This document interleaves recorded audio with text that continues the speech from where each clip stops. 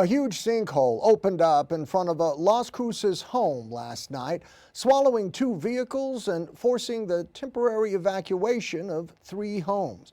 The sinkhole opened up at about 9:30 p.m., and authorities say it's about 30 feet deep and 30 feet wide. And as you can see, it covers much of the home's front yard, just steps away from the front door. Good evening, I'm John Purvis. CBS 4 today went to neighbors to get their reaction to what's become the talk of the town. CBS 4 at 5:30's Jacqueline Quinones is live in Las Cruces with what they had to say about the hole opening up overnight.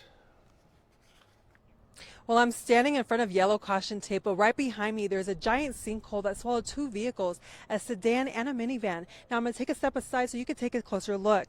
Fire crews and utilities have left the scene, but neighbors have been coming in and out to the area to check out the sinkhole for themselves. And neighbors I spoke to say they are not worried that this too can happen to them. Wow, kind of shocked because we live in the neighborhood too. Our son is graduating New Mexico State, so he's been studying a lot for finals. And he's a math major, so all that's going through, and he felt everything shaking at our house.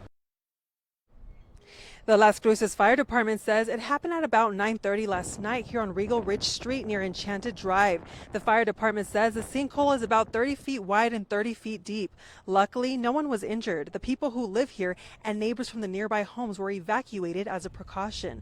One neighbor says she knows one of the residents in that home who was able to retrieve some items that were left in one of the vehicles. So her golf stuff is actually in their trunk, so I think they just pulled it out and gave it to our neighbors over there where they're living.